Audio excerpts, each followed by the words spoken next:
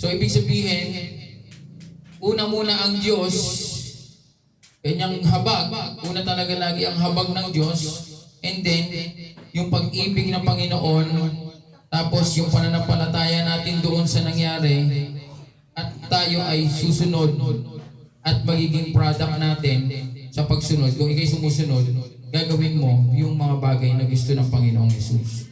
So ikaw ay lalayo na sa kasalanan, hindi ka nagagawa ng mga bagay na hindi ka lugod-lugod sa Panginoon.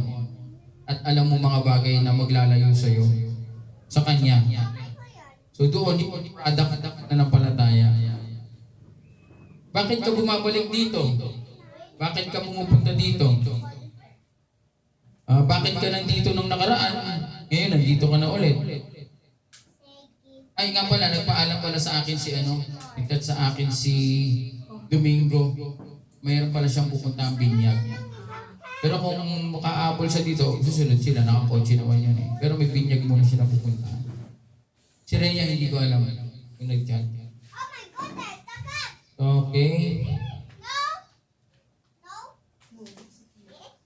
Kaya kayo bumabalik sapagkat nakapakinig ng salita ng Diyos at ito ay nangusap sa inyo. Kayo ay nananampalataya sa salita ng Diyos. Kanina po sa'yo. Parang si Kara. Ay talaga? Kumukha ni Kara? Kumukha ni ni Kara, yung nanay. Kara, Okay?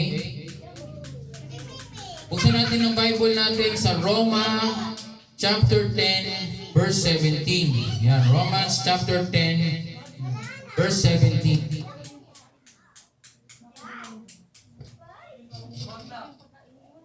Romans chapter 10, verse 17. Verse 17. Sabi ito, kaya't ang mananampalataya ay bunga ng pakikinig at ang pakikinig naman ay bunga ng pangangaral tungkol kay Kristo. So doon pa rin nagsisimula. Kaya napaka-importante ng pangangaral. Kasi sabi na ang pakikinig ay pinagmulan ng pananampalataya. Pero ang tanong, yung pakikinig ay pinagmulan ng pangangaral. Kaya napaka-importante na makinig ng pangangaral. At importante din yung pangangaral sa daan. Yan, street preaching, napaka-importante yan.